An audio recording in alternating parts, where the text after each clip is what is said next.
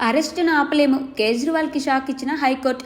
Delhi liquor స్కామ్లో jail శిక్ష అనుభవిస్తున్న ఢిల్లీ మాజీ డిప్యూటీ సీఎం మనీష్ సిసోడియా మాదిరిగా ఆ రాష్ట్ర ముఖ్యమంత్రి కేజ్రీవాల్ కూడా జైలు పాలయ్యే అవకాశం ఉందని న్యాయ నిపుణులు అభిప్రాయపడుతున్నారు. ఈ నేపథ్యంలో విచారణకు రమ్మంటూ ఎన్ఫోర్స్మెంట్ డైరెక్టరేట్ పదే నోటీసులు పంపడంపై ఢిల్లీ ముఖ్యమంత్రి ఆప్ చీఫ్ కన్వీనర్ అరవింద్ కేజ్రీవాల్ మండిపడ్డారు. దీనిపై ఢిల్లీ హైకోర్టులో పిటిషన్ దాఖలు చేశారు.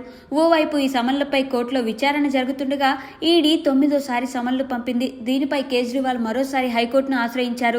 కేజ్రీవాల్ దాఖలు చేసిన పిటిషన్పై విచారణ చేపట్టగా కేజ్రీవాల్ తరఫున ప్రముఖ న్యాయవాదులు అభిషేక్ మను సింఘ్వి, విక్రమ్ చౌదరి వాదనలు వినిపించారు. వాదనలు విన్న హైకోర్టు బెంచ్ వివరణ ఇవ్వాలంటూ ఈడీని ఆదేశిస్తూ తదుపరి విచారణను ఏప్రిల్ 22కు వాయిదా వేసింది. లిక్కర్ పాలసీ రూపకల్పన విషయంలో లంచం తీసుకున్నారనే ఆరోపణలు సహా పలు ఇతరత్రా అంశాలపై కేజ్రీవాల్ ను ప్రశ్నించాలని పేర్కొంటూ ఈడీ 9వ సమన్లు పంపింది.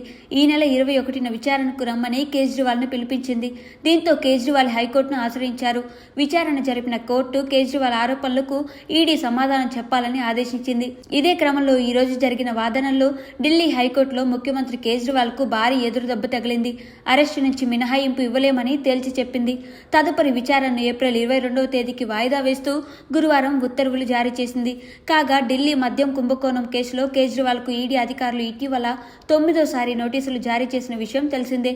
ఆ నోటీసుల్లో ఇవాళ విచారణకు హాజరు కావాలని పేర్కొన్నారు.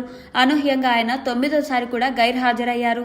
ఈ క్రమంలోనే లిక్కర్ కేసులో ఇవాళ తనను ఈడీ ఖచ్చితంగా అరెస్ట్ చేస్తుందన్న అనుమానాలతో ఈ ఉదయం ఢిల్లీ హైకోర్టులో హడావిడిగా పిటిషన్ దాఖలు చేశారు.